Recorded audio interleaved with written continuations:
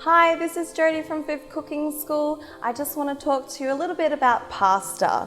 I want to tell you our little tricks that we do and little tricks that we do after we've made the pasta to stop it from sticking together. So here at Fifth Cooking School, what we do is we use a combination of plain flour and fine grade semolina. What that does is it gives more firmness on the tooth. So in Italy, they like to cook their pasta al dente. Here in Australia, I tend to find that people don't really like it that sort of a little bit crispy. So what they tend to do is overcook their pasta a little bit.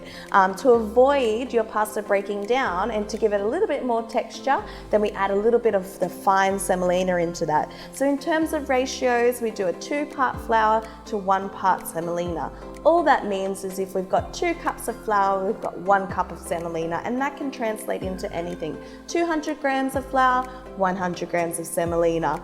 Another thing that we do is once we've cut our pasta and it's all cut, that's when you need to dust it with something to stop it from sticking together. And what we use is the fine grade semolina again. This is really amazing because it's not like flour. It doesn't create a glue on the outside of your pasta, which sometimes can be a little bit gluggy and heavy. The fine grade semolina, because it is a little bit coarser than flour, what tends to happen is it all falls to the bottom of your pot. So once you've finished boiling your pasta, you'll see a film of semolina on the bottom, and that's exactly what you want because you don't want to ruin the flavor of the pasta or the texture of pasta.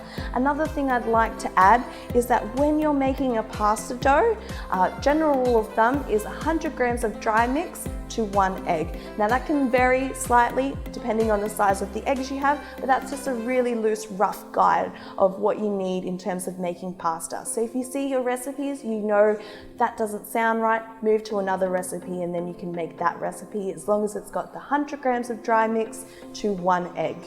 Thank you, I hope it helps.